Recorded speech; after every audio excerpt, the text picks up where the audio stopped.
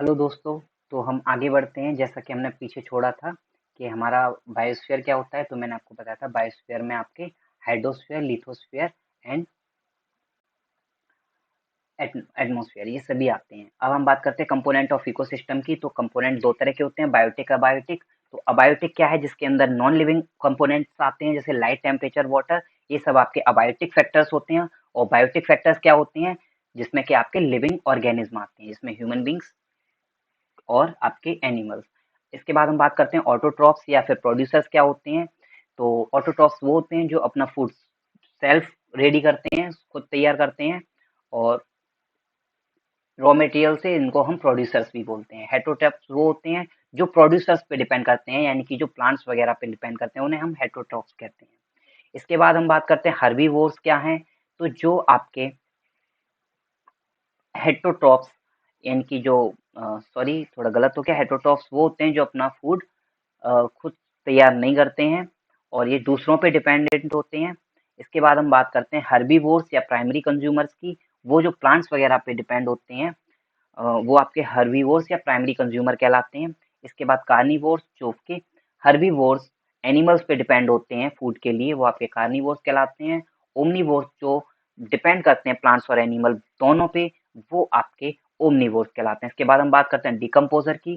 तो डिकम्पोजर्स वो micro organism है जो कि प्लांट्स और एनिमल्स को डिकम्पोज करने का काम करते हैं आफ्टर हिज डेथ।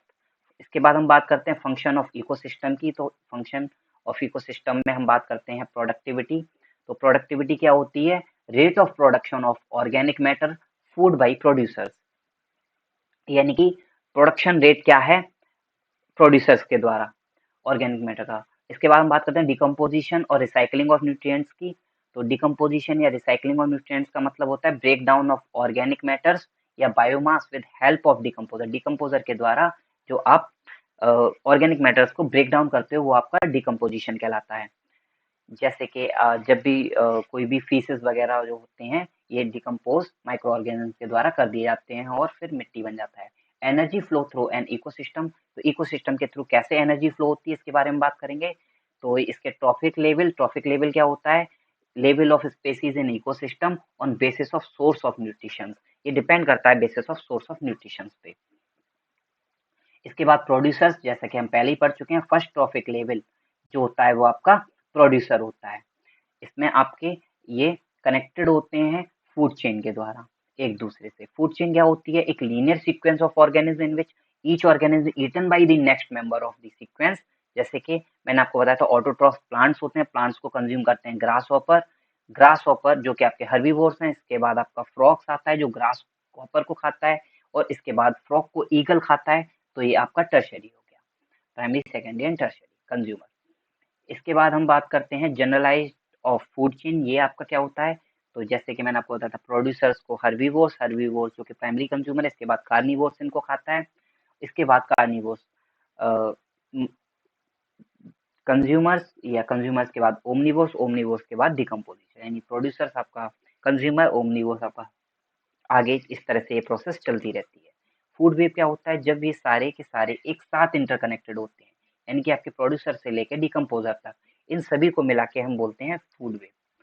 इसके बाद हम बात करते हैं 10% लॉ ऑफ एनर्जी ट्रांसफर। इसका मतलब क्या है, इसका मतलब ये है कि जब भी आप प्रोड्यूसर से हर्बीवोर्स से कार्निवोर्स की तरफ चलते हो, तो इसमें हर एक स्टेज में 10% एनर्जी का लॉस होता है। मान लो कि प्रोड्यूसर्स ने 100% प्रोड्यूस की, उसके बाद जो अगले टर्म तक पहुंचेगी तो वो आपका 90% रह जाएगा। और 90% का अगर हम 10% निकालें तो फिर वो 81% इस तक पहुंचेगी। तो इस तरह से धीरे धीरे 10% हर एक फेजेस में एनर्जी का लॉस होता है। इसके बाद हम बात करते हैं पिरामिड ऑफ एनर्जी का मतलब क्या है। तो हमारे इकोसिस्टम में ग्राफिकल रिप्रेजेंटेशन, एनर्जी एक्सचेंज का graphical representation he pyramid of energy कहलाता है। इसके बाद हम बात करते हैं बायो मैग्निफिकेशन की। तो बायो मैग्निफिकेशन का मतलब है increase in the concentration of pollutant और harmful chemical with each step of food chain, यानी कि फूड चेन में हर एक स्टेप्स में पॉल्यूटेंट्स या हार्मफुल केमिकल्स के कंपोजिशन को ही हम बायो मैग्निफिकेशन कहते हैं। इसके बाद हम चलते हैं अपने नेक्स्ट चैप्टर पे। नेक्स्ट चैप्टर है आपका सस्टेनेबल मैनेजमेंट। तो सस्टेनेबल मैनेजमेंट में हम बात करते हैं, हमको क्या पढ़ना है, तो हमको पढ़ना है नेचुरल रिसोर्सेज। तो आपको पता होना चाहिए कि नेचुरल रिसोर्सेज जो हमारे नेचर में पाए जाते हैं, नेचुरल रिसोर्सेज वो रिसोर्सेज होते हैं जो कि प्रोवाइड करा किए जाते हैं नेचर्स के द्वारा। इसमें आपका soil, water, air, wildlife, forest, coal यानी लिविंग और नॉन लिविंग दोनों चीजें आती हैं।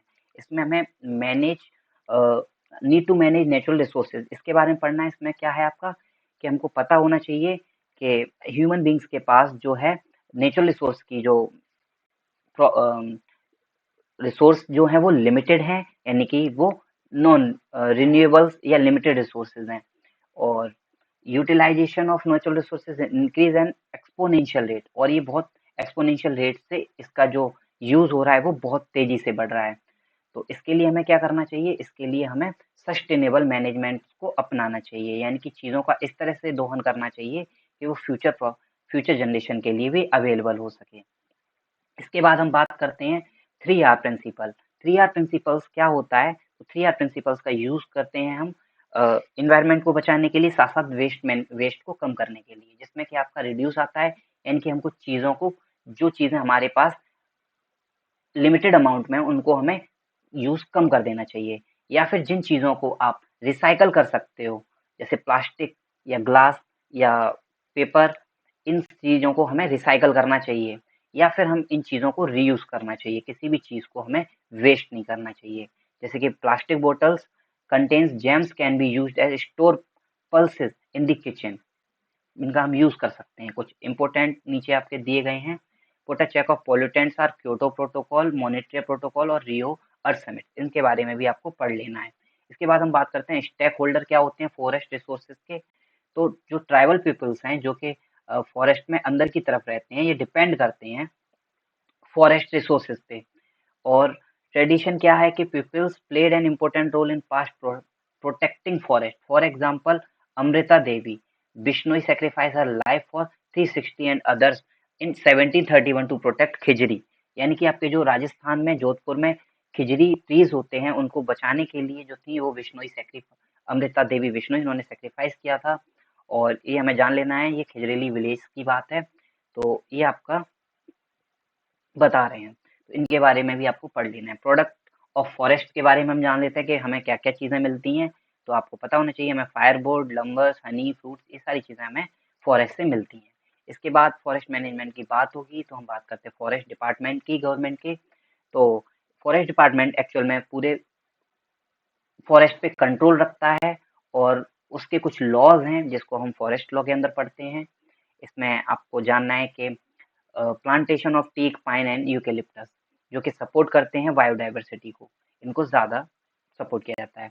इसके बाद इंडस्ट्रियलिस्ट, तो इंडस्ट्रियलिस्ट हमको जैसे पता होना चाहिए ज़्यादा से ज़्यादा चीज़ों का दोहन करते हैं, तो गवर्नमेंट्स को इन पे भी कंट्रोल करना चाहिए। वाइल्ड लाइफ एंथुसियास्ट का मतलब है वो जो डिपेंड नहीं करते फॉरेस्ट पे, वो वाइल्ड लाइफ एंथुसियास्ट हैं। इसके बाद सस्टेनेबल मैनेजमेंट मैंने आपको पहले ही बताया है कि ऐसा यूज करना चीज़ों का कि वो फ्यूचर जनरेशन के लिए अवेलेबल रहे, यानी लिमिटेड अमाउंट में खर्च करना। इसके बाद हम बात करते हैं वाटर रिसोर्सेज। तो वाटर रिसोर्सेज क्या होता है, तो वाटर की हमें बहुत ज़्यादा ज़रूरत पड़ती है, और हम कई जगहों पे जो है वो एग्रीकल्चर भी डिपेंड करती है मानसून पे, इसलिए हमें वाटर को कंजर्व करके रखना चाहिए। इसके बाद बात करते हैं ट्रेडिशनल वाटर हार्वेस्टिंग सिस्टम। तो ये डिफरेंट डिफरेंट प्लेसेस पे इसके नेम डिफरेंट डिफरेंट हैं, ये आप पढ़ लोगे। जैसे कि खादिन्स एंड नदीज राजस्थान में इसको बोला जाता है, आपका भंडाराज एंड ताल्स महाराष्ट्र में बोला जाता है, जिससे कि हम वाटर हार्वेस्टिंग करते हैं। तो आप ये सारे पढ़ लोगे। सुरगामो इन केरला एंड कट्टास इन कर्नाटक। आगे चलते हैं। तो ट्रेडिशनल वाटर हार्वेस्टिंग जो है वो पुराने समय से यूज होता जा रहा है, और ये राजस्थान में बहुत पहले से यूज हो रहा है। तो built across seasonal flood Gillies, ये सारी चीजें आपको पढ़ लेनी है। तो ब्रिटिशर्स के आने के बाद हमारे यहाँ पे डैम्स वगैरह बनना शुरू हुए, इरिगेशन स्टार्ट हुई, जबकि इससे पहले हम इन्हीं सोर्सेज का यूज करते थे वाटर को एक जगह पे इकट्ठा करके। कैनल सिस्टम भी हमारे लिए बहुत ज़्यादा बेनिफिशियल है पहले की अपेक्षा। तो आपको कुछ डैम्स के बारे में पता होना चाहिए, जैसे सरदार सरोवर डैम आपका नर्मदा रिवर पे है, और भी आपके बहुत सारे हैं जिनको कि आपको पढ़ लेना है। ओके दोस्तों, तो ये चैप्टर आपका यहीं फिनिश हो गया। मिलते हैं आपसे नेक्स्ट वीडियो में आगे के चैप्टर्स के साथ। ओके, सत श्री अकाल, बाय बाय।